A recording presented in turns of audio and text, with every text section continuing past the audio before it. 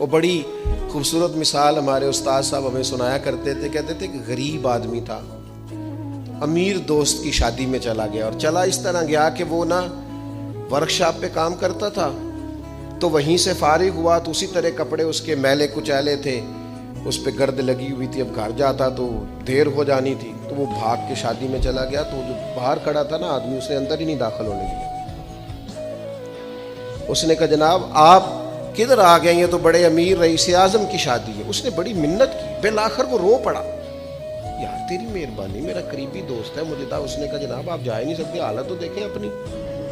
اب وہ دوڑا گیا گھر, تیزی سے کپڑے بدل کے واپس آ گیا.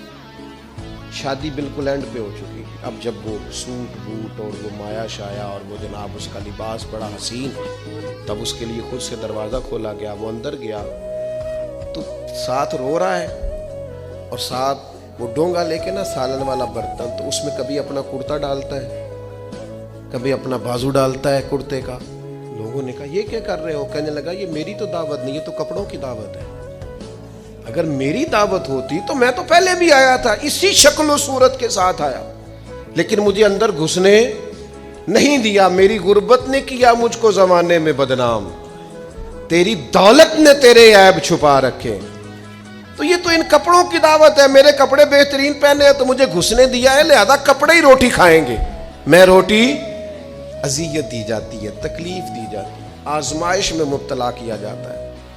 ایسے ایسے کھانوں کے نام لیے جاتے ہیں جو غریبوں کے ہاں پکتے نہیں.